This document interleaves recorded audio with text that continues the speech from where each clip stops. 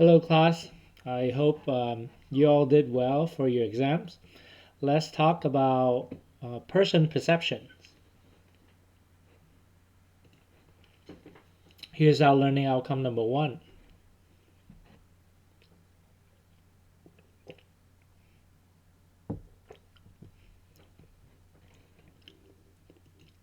All right, so before we delve into person perceptions, let's talk about why we do it. And so humans have two basic goals. Right? The first goal is we want to see ourselves in positive light. So we want to self-enhance. The second important human goal is to affiliate. Um, so to be with other people, to be accepted, and form relationship, form bonds with other people. And the reason is that evolutionarily, affiliation is adaptive. It helps us to stay in the group, to get enough social support to survive in the wild, survive against like the harsh condition of the environment. So because we have this affiliation motives, we always try to understand other people's intentions. Characters trying to predict the minds of other people, trying to predict what they think, right? Because we need to sort of trying to get along with them or trying to predict whether they're a threat or a friendly neighbor. So all of these activities is called person perception. So person perceptions involve forming an impressions of other people, inferring their personality, and attribute what we see, the behavior that we see in other people to either their characteristic or environmental factors. So basically, attributions refer to the fact whether when we see a person's act in a certain way, we try to decide whether that's because of the person's personality or because of the environment factor. So imagine you walking down Franklin, right? And then you see someone. How would you form your first impressions of this person? Right? What would you notice first? So typically, our first impressions would be formed by some of the person's physical characteristic, like the look, their nonverbal behaviors, whether they're smiling, skipping, or whether they're being grumpy. And the second kind of characteristic that we might notice is characteristic that indicate their social category memberships. Whether maybe it's clothes, maybe they have some cues that would indicate, what sort of social category it is in. For example, if we see somebody with a Duke sweater on Franklin, then we might guess that they go to Duke or they are Duke fans. So among these characteristics that we would notice to form our first impression of them, what features do we typically notice first? And the answer is whatever features that are highly salient, or in other words, visually standing out. Those features are the ones that we likely notice first and used to form our first impressions. For example, maybe somebody dressed really flamboyantly, maybe they have clothing items that really standing out, and those would be something that we notice first, and those would be something that we use to form our first impression of this person. Although the cognitive process for forming the first impressions is similar across people. That is, we form impressions based on physical and social characteristic. We do form different impressions due to what the features are and who we are. So there is this phenomenon called all-race bias. Um, and Anthony Cooper and Mullins found that we have an own race bias for in memory for human faces.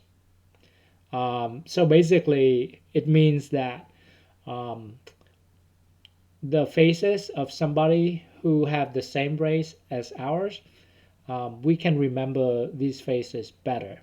Compare with the faces of someone from another race. So we remember the face of our own race faces better than other race faces. And this finding was discovered in the context of face lineup.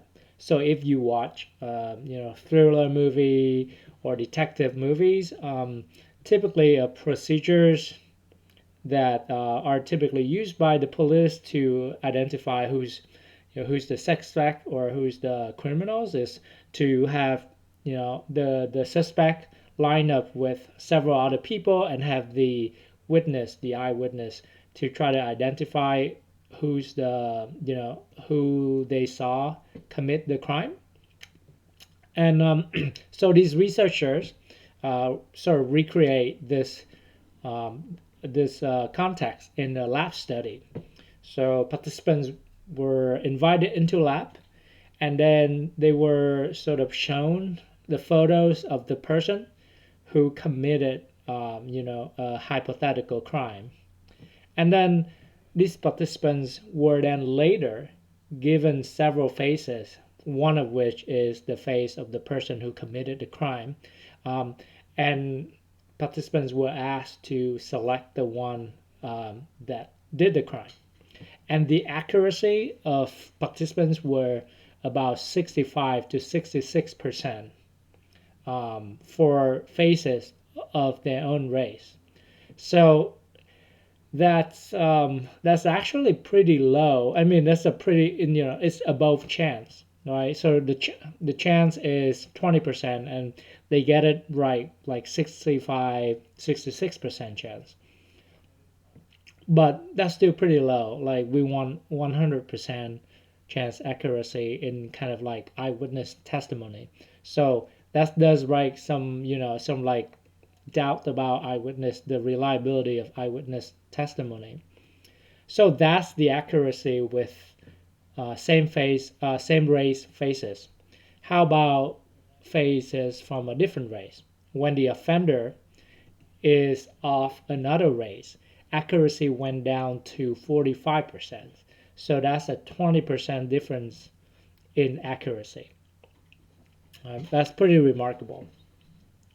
Um, Another example in sort of own race bias is that Sporer discovered that we also recognize or identify the emotions in like own race faces better than when the emotion is on another person's race. So basically, we're better at identifying the emotions of someone who share our race than of someone who's like from a different race than us.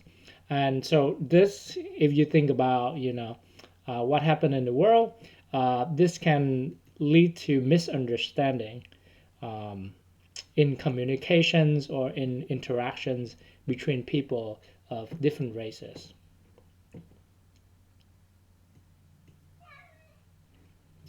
So as we form impressions of other people, we also form an impressions of their mind. So we also sort of perceive whether a person has a mind or not, or somewhere in between.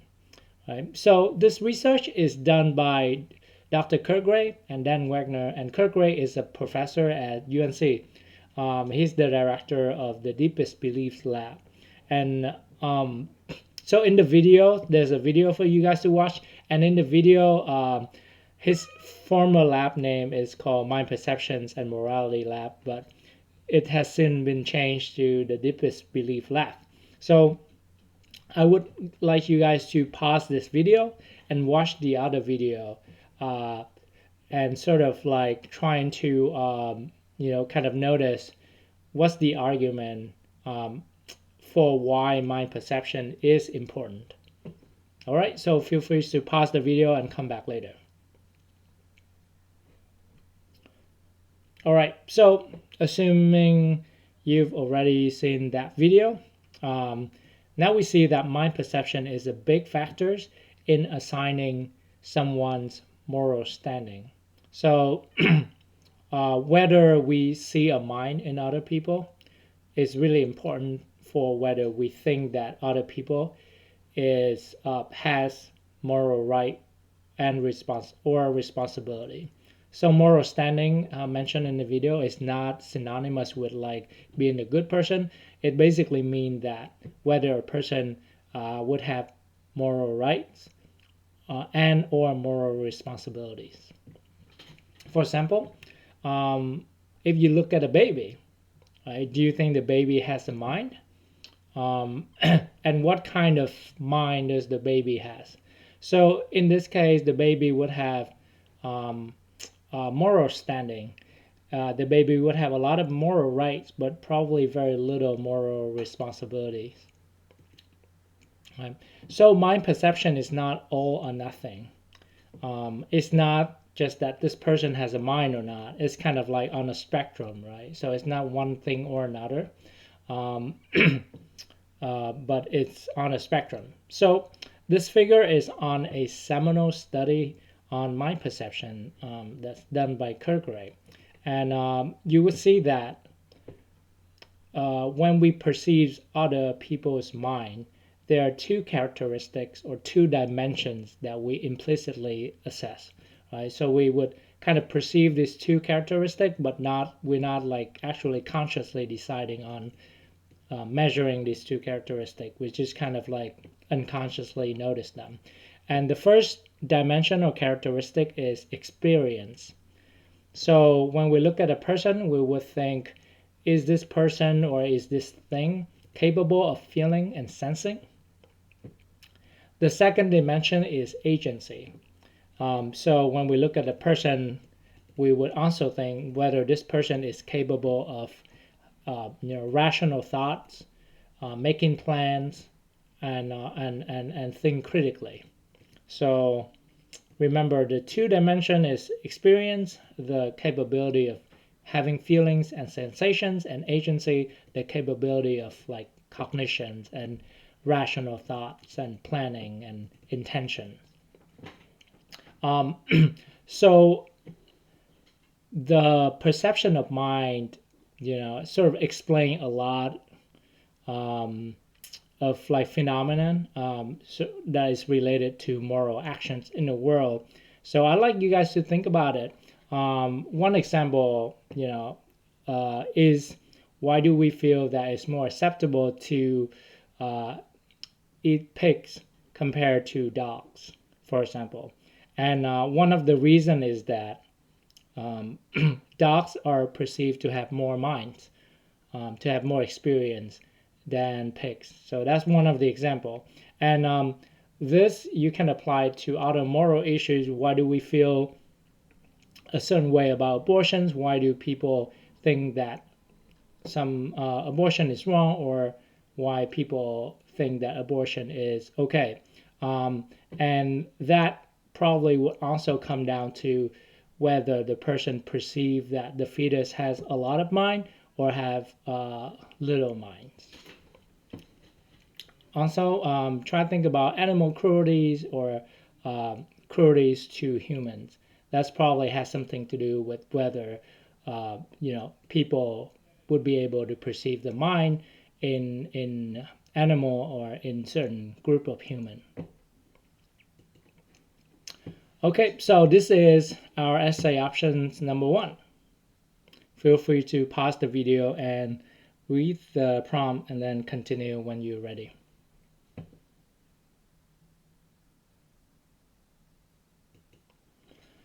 So this is our learning outcome number 2.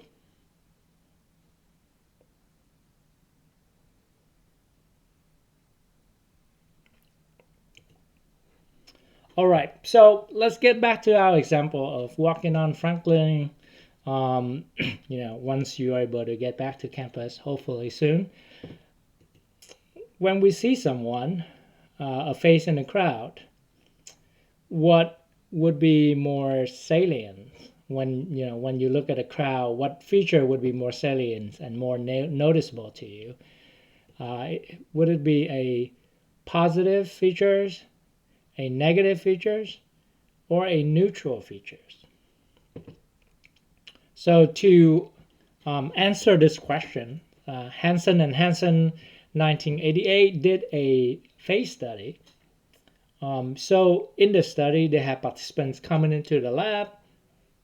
They're shown like 9 faces or an array of faces. Most of these faces have the same expressions, but one face is different. Right? So it's either the person would be shown all neutral faces and there is one single positive face in the midst of all these neutral faces, or they would see all positive faces and then there's one single negative or threatening face. And so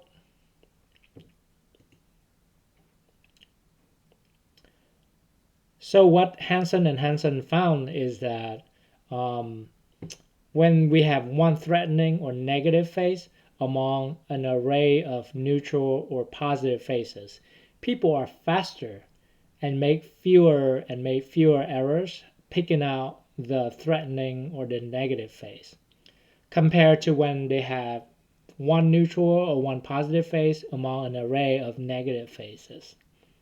So what can we conclude? Is that people find negative faces more salient and more noticeable than neutral or positive faces.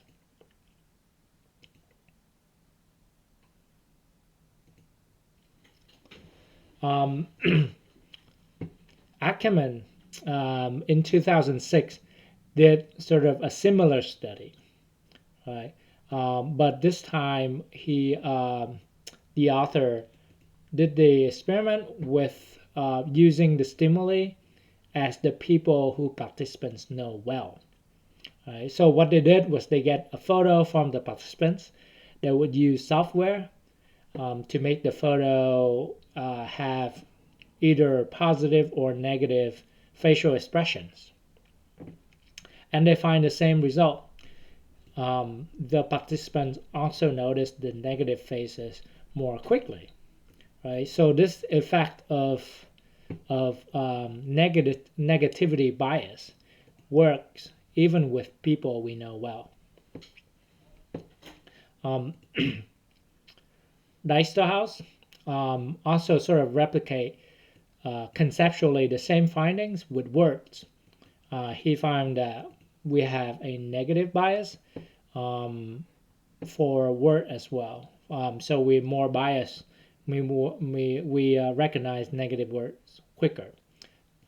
So in general, we do have a negative bias when we scan our environment. And this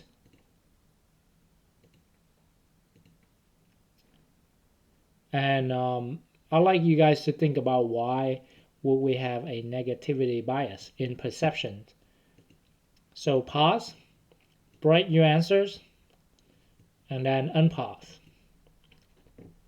Okay, assuming you've already written your answer down. The answer is evolution, right? So evolutionarily, it's important that we are able to quickly identify the threat. And those who are faster at identifying threats or negative information would have a better chance of survival. For positive or neutral, informations, we can take time to recognize them, but for threat and negative information, we need to be really quick and accurate. Okay, so this is our learning outcome number 3.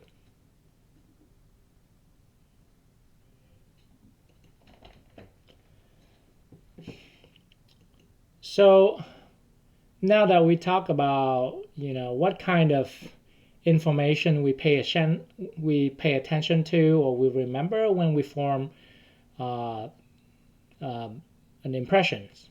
Let's talk about forming impressions only from trait information. So let's say you do not have any sort of like view, or like you don't hear anything from the person, you only learn about the person from their traits. You only see a list of traits. How would we form our impressions of this person? So let's entertain a silly scenario. Let's say you're going on a blind date and you have two options. So you might choose one option is Pat. They're smart, serious, kind, and sad. Or Sam. This person is fun, happy, selfish, and distant. So take a moment, choose who you want to go on a blind date with based on their description of trait, and then write down, what's your system for choosing your date? Like, what is your strategies? Do you give it trait a score and then sum them up? Or do you have kind of like the most important trait that you most value, or do you kind of have like a no trait that if the person has this trait, that is a straight no?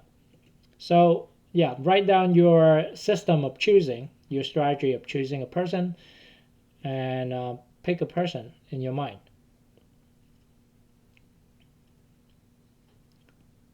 Okay, so assuming you've already written down your system of decisions, now I'm going to tell you what most students in the past have chose to go with. So 60% of students in the past chose to go on date with Pat. I'm not exactly sure why, but see if you line up with their decision.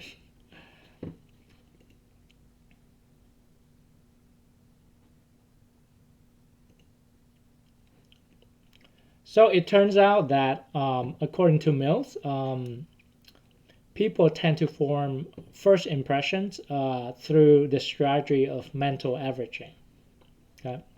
So what they did is they kind of like just average all the traits that are listed. That are listed. So maybe like fun is like a +5, happy is a +7, selfish is a -6. So they would sum up sort of like averaging, assigning weight to subjective weight to this trait, and sort of like just averaging to kind of create an overall impressions of someone, whether they kind of want to affiliate with this person or not. So from that, we have dating tip number 1. To make a good first impression, leave out discussion of your more moderate trait. So why is that important? It is because of the mental averaging tendency that people tend to do. So when you have an extreme good trait and a moderately good trait, when you add a moderately good trait in, it's actually dilute the very positive trait or like the extreme positive trait. So it would, adding moderate trait might actually lower other people's positive impression of you. Right? So you might consider only talk about your very positive trait and sort of leave out your like somewhat moderate, somewhat positive trait for later. And of course, you might choose not to do that for various reasons, for example, to stay authentic to yourself.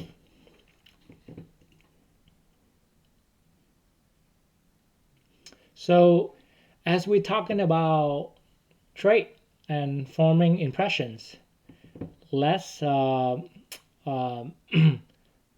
let's do this thought exercise. So let's imagine you see a person with this list of traits.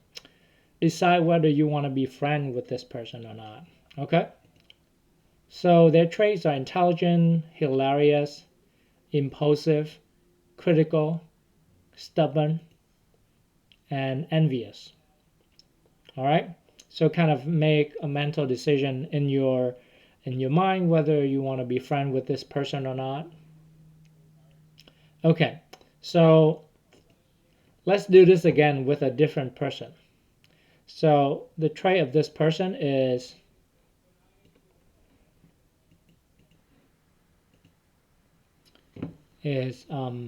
envious, stubborn, critical, impulsive, hilarious, intelligent. Right? So how do you feel about this person? Maybe not so much. Maybe you don't want to affiliate with this person. So for the first person, maybe like you might consider maybe not. The second person's not so much, right? The second person seems to be a lot more negative.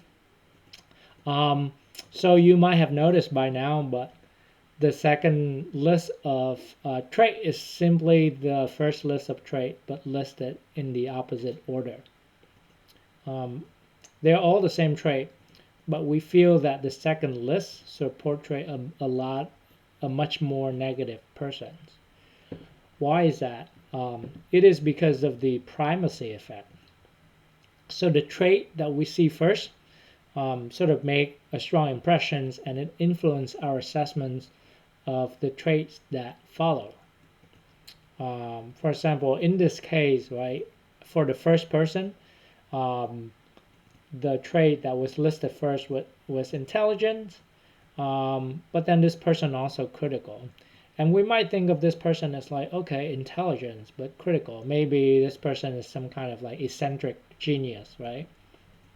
Now with the second person, this person is critical, but intelligent. And we might be more likely to view this person as like, okay, so this person is kind of annoying but smart, so kind of a smart ass, just like really annoying. Yeah, so notice how the order of listing trait can actually influence our perception of someone. And so primacy effect is a motivated bias. It's similar to other heuristic and bias that we study. Right? It is an example of heuristic and bias. Then again, it's when we apply it generally, the first thing or the first experience or the first item in the list typically exert a strong influence on your perception. So that's the principle. This leads us to our dating tip number 2. Mention your strongest quality first, because that is super important for making a strong, lasting impression. All right, so from impression formations, let's move on to personality inference. How do we make a decision or an inference about somebody's personality? So I want you guys to give me a guess. How long does it take for us to kind of like have contact with a person before forming a lasting impression? 30 seconds, 30 minutes, 30 hours, or 30 days? All right, make your choice. So the answer is 30 seconds. It takes us 30 seconds before we sort of like form a lasting impression on somebody. Crazy, right? So the researchers that discover the how quickly we sort of form our impressions is Embody and Rosenthal. In 1993, they did an experiment when they have students come into the lab and view videos of 13 instructors. So the first group of students would view like just a 30 seconds videos of these 13 instructors, and they were instructed to rate 15 personality traits of these 13 instructors based on a 30-second videos.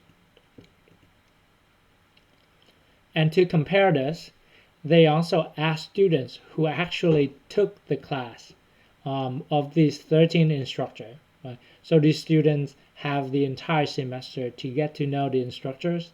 And so they asked these students to also rate it 15 personality traits. And then they compare the ratings of the 30-second group versus the group that have the entire semester to get to know the instructors.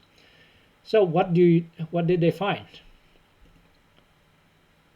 They find that when they try to correlate, right, when they try to find an associations between the ratings of the 30-second group versus the group that has a semester to know the instructor, they find that these ratings of 15 personality traits are correlated 0.76. And 0.76 is an extremely high correlation. If you remember, correlation range from -1 to 0 to 1. So 0 means there's no relationship. Minus correlation mean negative relationship. R equal 0.76 mean that there's a strong, very strong positive correlation between the ratings of personality traits for the group that only have like a 30-second videos clip to form an impressions versus the group that have one semester with the instructors. So this research is called thin slicing, right? Judging somebody's personality or traits based on a very brief exposure to that person. So what is your interpretations of this? What does this correlation mean practically?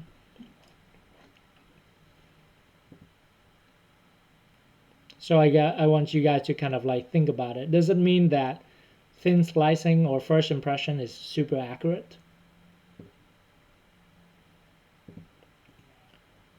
So what the researchers interpret this finding is that this is an example of confirmation bias.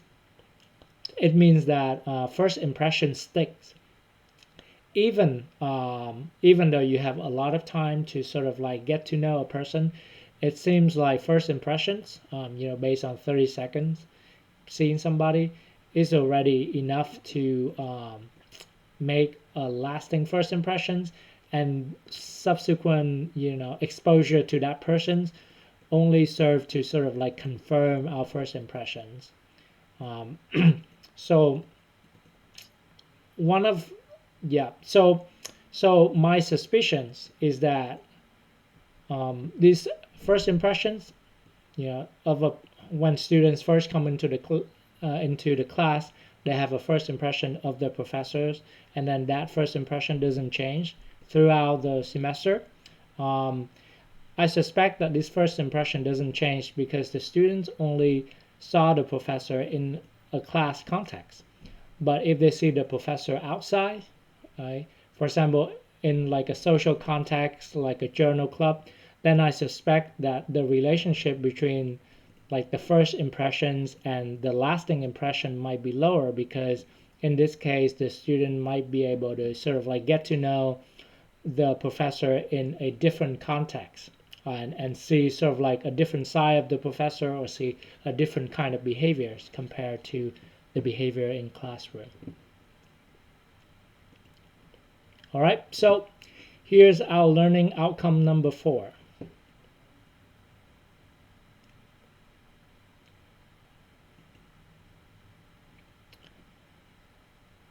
So let's talk about causal attributions. How do we determine the cause of someone else's behavior? When they act in a certain way, how do we find out, how do we perceive whether it's because of their personality or because of the situations? So attribution theories is a very important aspect of social psychology, and it has, its popularity has gone beyond social psychology. It's incorporated in, developmental psychology, clinical psychology, learning science, etc. So this is a very influential theory, or area of research in social psychology. So if we, if you guys remember Lewin equations, behavior is a function of the person and the situations, right? So recall these equations. When we see somebody else's behavior, we also have, two possibility of attributions. We might attribute the cause of the behavior to the person, to the person's personality, also called internal attributions. Or we might attribute their behavior to environmental factors, also called external attribution. It's just different terms.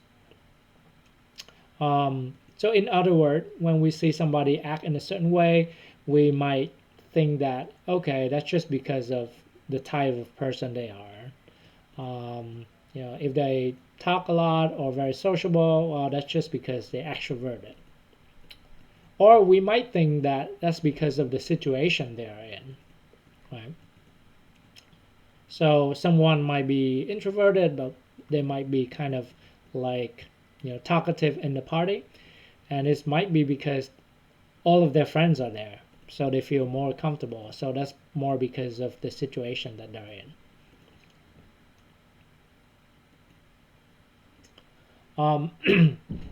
So Jones and Davids are interested in the questions: when will we make an internal attribution? When are we likely to attribute someone's behavior to their personality or to their internal trait? So Jones and Davis put forward this theory of correspondent inferences to sort of explain to or identify when we'll make a personality attributions. And so they identify two situations or two factors. We tend to make internal attributions or personality attributions when someone's behavior defies expectations, and also when that person had a choice in how to behave. So, for example, if if you go to a movie theater, which is kind of hard these days, and somebody when the movie is shown and somebody sort of like talk really loudly in the movie theaters, right? That behavior is kind of defy expectations, and when we observe that behavior, we might be more likely to think that, okay, this person is kind of a jerk. It's kind of, or like an insensitive person, or an irresponsible person, right? Because their behavior defies our expectation. For the other example, let's say you have a roommate. Maybe we know one of the roommate who never put their dishes in the dishwasher. They just like throw it in the sink. In this case, they do have a choice, right? They're not forced to put it in the sink. They can just put it in the dishwasher. That's the same place. It doesn't make much of a difference, and they have a choice in how they would behave. But because they put it in the sink and they have a choice, we more likely to think that it's because our roommate is sort of a messy, messy person and kind of irresponsible person, right? And so keep in mind that these process of attributing, of like assessing the environment, of assessing the behavior, and then attribute the cause of the behavior to someone's personality doesn't have to happen consciously. actually it could be very unconscious, and it just happened like due to automatic processing. So now let's talk about a different questions. So the previous questions, when we will make a personality attribution. Now let's talk about when will we make an external attribution. So when do we think that a behavior is due to the situational factors?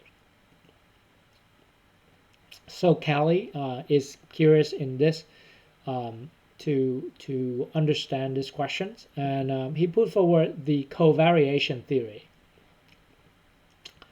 So what the theory says is that when we see a behavior, we would look for three kinds of information. And then again, this is sort of like automatic processing. It's not that we consciously looking for three kinds of information. We just kind of like notice these three kinds of information. So the three type of information is consistency, distinctiveness, and consensus. So what consistency mean is that it means whether the person always act this way in this situations, right? So for example, let's say in our Psych 260 class, a student consistently act in a certain way in the Psych 260 class. So when the behavior is consistent in a given context, we're more likely to make personality attribution. But if the behavior change, right, if the behavior is not consistent, we're more likely to think that, well, there might be some, environmental factors that affect this behavior. But if it happened consistently in a context, we're more likely to think that this is because of the person's personality. Distinctiveness. Does this situation produce this behavior, but other situations do not? Right? So if a person act in a certain way in Psych 260 class, but they act differently in Psych 100 class, then we're more likely to make kind of like an external attribution that, okay, maybe this behavior is due to the class itself rather than the person. And then we look for consensus information.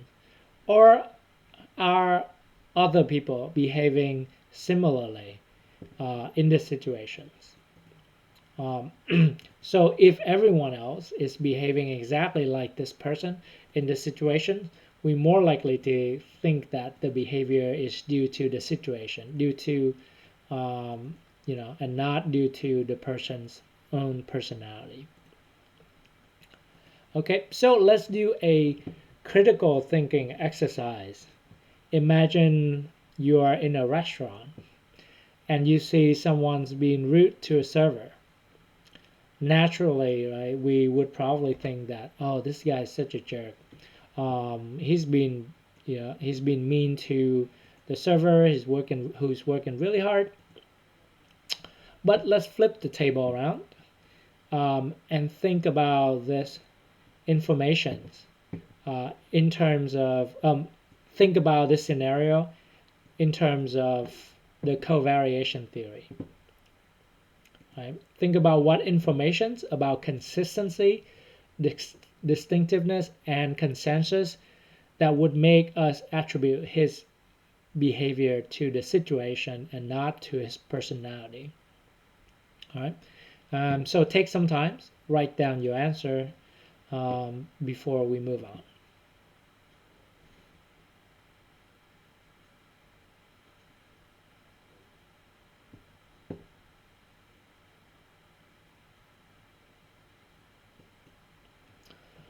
Okay, so this is our essay option number 2.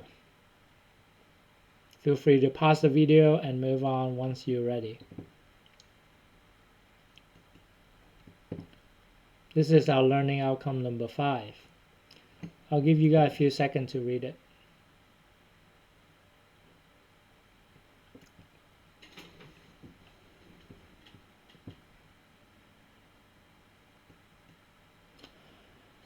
All right, let's talk about fundamental attribution error or correspondent bias.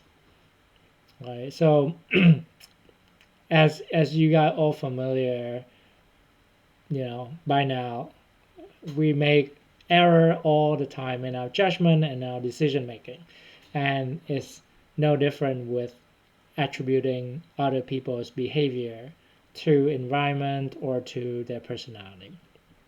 So fundamental attribution error or correspondent bias refer to the phenomenon that we tend to have the tendency to overweight the influence of personality and underweight the situational forces when we observe somebody else's behavior. So to illustrate, let's say you're driving and then suddenly you get cut off by another car. That's probably have happened to you once or twice or many more times before. Try to remember, what did you yell at that person, or what did you yell, like what did you mumble to yourself? You probably call them a four-letter word or something worse, right? Um, and we probably think that, oh, this person is such a mean person, or such a jerk, and they're cutting us off because they're a bad person. Um, do you ever like kind of like yell at them that like, oh, it's okay, you cut me off because you're in a rush? Probably not. So, um, thinking back about our opening module, and remember the concept multi-causality, right? There's many things that influence behaviors. Um, there are behaviors are rarely the products of one single thing, whether it's the personality of the person or the environment. Um, so, however, when we observe somebody else's behavior, we have the tendency to overweight the influence of their personality, right? So they cut us off because they're a bad person. And we underweight the situational forces.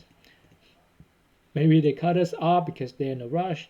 Maybe they have a medical emergency. We don't know. So, knowing this bias, how to counteract this is when you see somebody else's behavior, trying to consider situational factors and the environment, what might have caused them to behave that way, and trying to resist the inclination to assign their behavior to their personality. So dating tip number 3: if your day isn't going well, it might not be your fault or your date's fault. It might be there might be something in the environment. The situation might have had an effect on the quality of your day. Maybe you both listening to terrible dating advice from your professors. So that would be a situational factors that affect your date. All right, so I hope you guys enjoyed the dating tips. Now let's talk about cutting somebody off again. So think back what happened the last time that you cut somebody off. Maybe you've never done that. Well, kudos to you for being a great driver. But the chances are some of us probably have cut somebody off or has driven in a way that like pissed people off before, right? What did you call yourself the same four-letter word when you made that mistake? Or did you tell yourself that, well, oh, sorry, everyone make mistakes sometimes. Right? So this is what we call the actor-observer effect. So we tend to underweight our personality, right, and overweight the situations in explaining our own behavior. So this is the opposite of attribution error, when we overweight personality and underweight situation. For our own behavior, though, we are happy to, overweight the situational factors and then underweight our own personal contribution to that behavior. Right. So to Nisbet in 1970s did a study to kind of like demonstrate this actor-observer effect. So he has students come into the labs. They were given a very hard test, and they have people come in pair and have people do the test jointly. So the test is very hard and is designed to make people like fail horribly. And then they ask people, what caused the failure, right? And everyone, or like the majority of people, would say that, well, I couldn't, we didn't do well in the task because my partner is an idiot, or like my partner is incompetent. It's because of them, not because of me, right? And very few of them would say that, like, oh, I couldn't do it because I don't understand these questions, or that this problem is too hard. So we have this tendency to sort of like attribute our behavior or like our outcomes to the environment when it doesn't go well. So beside the differences in whether we attribute a behavior to the environment or to personality, there's also we also make different types of attributions to both ourselves and to others.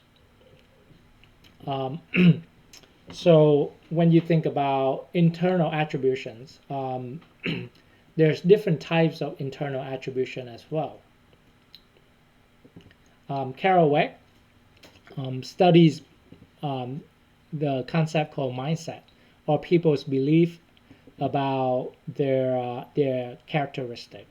So she classified people as having a belief, a fixed mindset, or in a textbook it's called entity theory. And so someone who has a fixed mindset tend to believe that abilities is fixed, is immutable, and they tend to make internal attributions when they see a behavior, right? So these people tend to believe that, like, okay, if something happened, it is because of someone's ability, and that ability is fixed, it's not changeable. Or if something's happened, if I do something, or if I fail or success at something, it's because of my ability, and that ability is fixed or immutable. The opposite of fixed mindset is a growth mindset, or incremental theory, as called by our textbook. And someone with a growth mindset or incremental theory would tend to make more external attributions. And for example, okay, I did well on the exam. It's because I make a lot of effort. It's not because of my inherent smartness or like intelligence. Because I make a lot of effort, and these people with growth mindset also tend to believe that abilities are flexible and can be changed with practice. And so people with fixed mindset tend to have this desire to, sort of like look competent, and therefore they tend to have a tendencies to, avoid challenges, obstacle, because those are a threat to their sense of competence, because their ability is fixed. If they success, it's confirmed that they have good ability, but if they fail, when they face challenges or obstacle, it's a threat to their sense of competence. So it's threatening their perceived ability. So the fixed mindsets go with kind of like an array of more negative outcomes and negative behaviors. The opposite of fixed mindset, people with growth mindsets tend to have more positive, beneficial behaviors and positive outcomes. They tend to embrace challenges. Right? Challenges is not a threat because they view their ability or their trait as changeable, as improvable through practice. So these people tend to embrace challenges. They persist longer in the face of setbacks, etc. And these people tend to experience more positive outcomes. So this graphics in particular refer to the fixed and growth mindset about intelligence in particular. However, you can actually apply fixed and growth mindset to a lot of area in your life, not only intelligence, not only whether you think that intelligence is static or can be developed, but also to other area in your life. For example, self-control. You can think about self-control as being, sort of like fixed.